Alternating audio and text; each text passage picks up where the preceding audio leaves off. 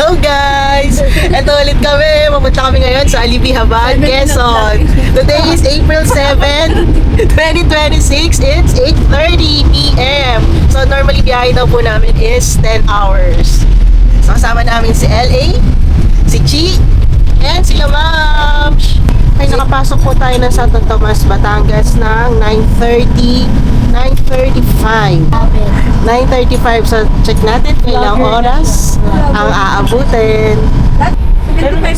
So 459 sa una nating toll. Unang toll to, no? Unang toll. Nagana tayo eh. Skyway. So sa Skyway namin is 129, and then dito naman sa exit natin sa Santo Tomas is 459. Okay, nandito na po tayo sa Santo Tomas, Batangas. There you go. Okay guys, time check. 10:15. 10:15 nasa Chaong na po tayo, Chaong, Quezon. Okay guys, kain po muna tayo. Stopover muna tayo ng at least 30 to 1 hour. And then dito po meron po silang Goto Batangas. Meron din sila ditong iba't iba pang mga ulam, kagaya ng dinakdakan. Actually ang in-order po namin dito ay yung Goto Batangas at saka dinakdakan. So tara, kain po tayo. Alright guys, time check 3 o'clock AM. Nandito na po tayo sa Bitukang Manok Road. Isa tong zigzag road dito sa Antimonan, Quezon Province. Maraming paikot-ikot at matarik na kurbada kaya tinawag siyang Bitukang Manok. So tara, samahan niyo po kami. Chill drive lang po tayo. Let's go!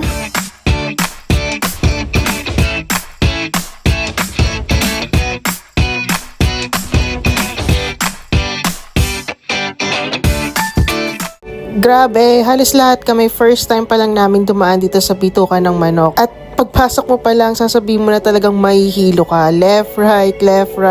Kurba-kurbada talaga siya. Ang sabi nila magaganda raw ang view, nagkataon lang talaga na sobrang dilim. Kasi madaling araw na kami nakapasok eh, alas 3 na madaling araw. Pero solid yung experience dito sa daang to.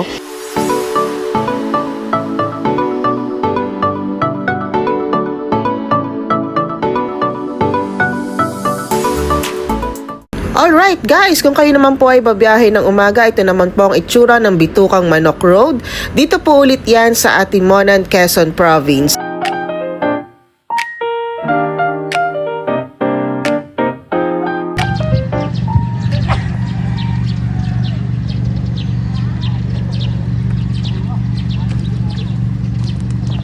So ayun nga guys, malis tayo sa Caloocan, 8:30, and time check 5:30 po tayo nakarating dito sa San Andres Port, dito sa Quezon.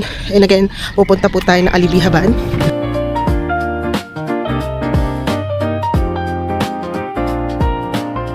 Okay, so ito na, alis na tayo. 7 time check, 7 o'clock. Nasundo na tayo nila kuya, so pupunta na tayo sa bangka. And 20 minutes boat ride. So let's go. Dala namin si Malot.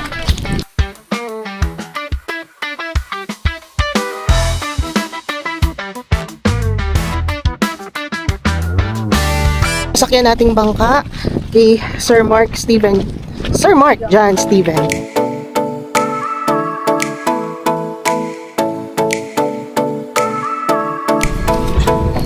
Hindi malakas yung alon ngayon, ya.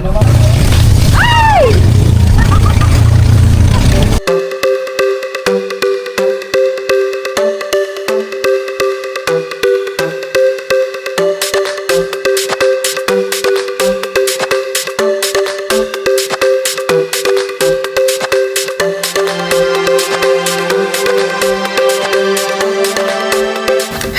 Guys, andito na po tayo ngayon sa Alibi Habad, Quezon Province. Kasama po natin si Kuya Stephen. Sa kanya po tayo kumuha ng package. So, today, day 1 po natin hindi kasama ang breakfast, but we have lunch and dinner. And then, kasama na rin po yung boat ride. So, tara, ikutin na po natin ang buong island sa Alibi Habad. Let's go!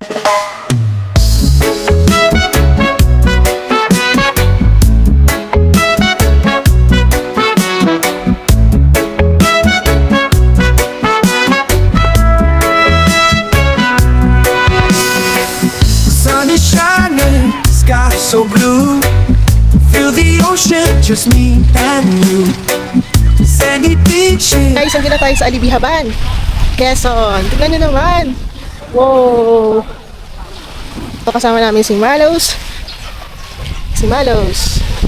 Alright guys, so yan, si Kuya Stephen, sobrang swerte namin na nakuha namin siya kasi napaka-accommodating niya, talagang inasikaso niya kami mula pagdating namin hanggang sa makauwi kami. So pumapatak po yung package namin na 3,000 per head.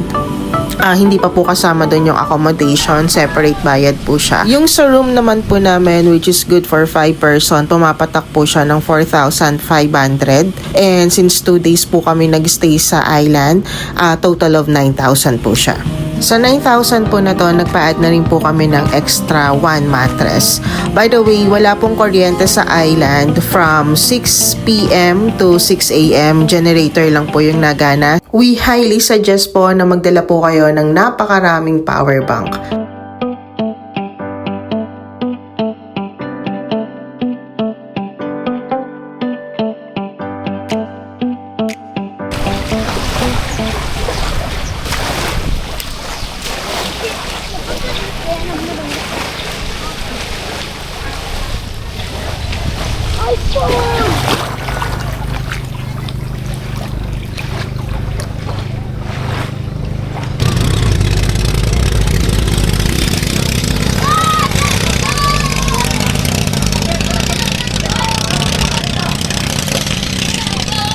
Alright guys, samahan nyo naman po kami, tutour namin kayo dito sa pagtutulugan namin ng 2 days sa Alibihaban Island. Si Kuya Stephen na po nag-asikaso nito, 4,500 po per night, and kasama na po dito yung nirequest namin ng isang extra mattress. Wala po titong kuryente, generator lang po ang gagana, pero mag-uumpisa po yun mula 6 p.m. hanggang 6 a.m. Kompleto naman po ang room, kasya na po dito ang 5 katao, tig 2 tao po per bed, and may sarili na rin po siyang CR at meron din po siyang aircon. So, tara, let's go! Bihis na po tayo at mag-tour na po tayo. Ang plano po dapat is kinabukasan na po yung floating cottage natin, pero since napaaga naman po tayo ng dating, i-day 1 na po natin to. Kaya tara, hintayin lang po natin sila Kuya Stephen at dadalhin na po nila tayo dito sa floating cottage. Let's go!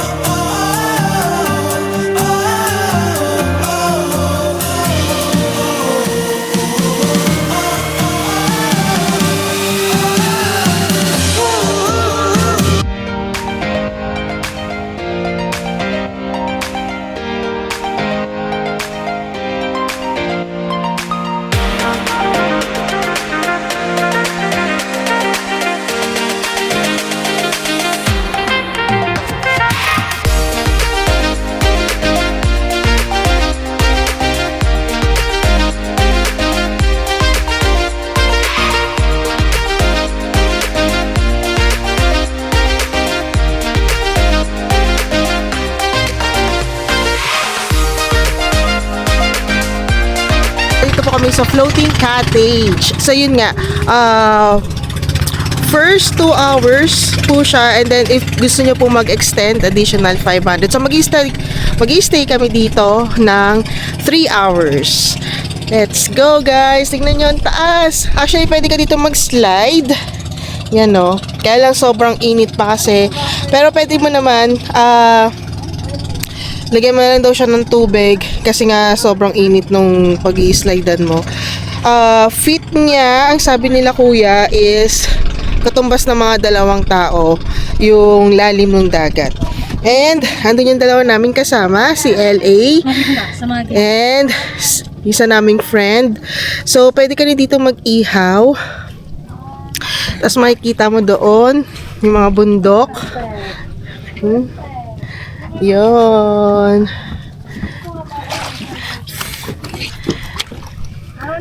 So, sobrang lapit lang naman nito. Ayun yung mga ibang cottages. Time check, it's 2:10. Kaya sobrang tirik po talaga ng araw. Isip namin, maliligo ba? Ano sa tingin nyo? Ligo tayo? And actually, hindi naman kami marunong maligo. So, hindi kami marunong mag-swimming. Pero, let's see. Di ba, babad-babad. Sayang naman yung tubig. Ang ganda. Tignan mo, napakalinaw ng tubig. Di ba? Ang linaw, guys. So, tingnan natin. Isipin natin kung magbababad tayo. Katulad yung ginagawa nila doon. Okay? Let's go!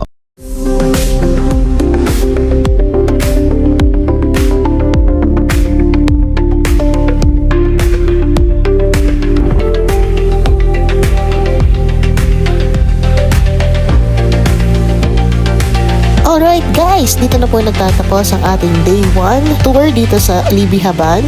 See you on our next vlog. Thank you so much for watching. See you guys on day 2.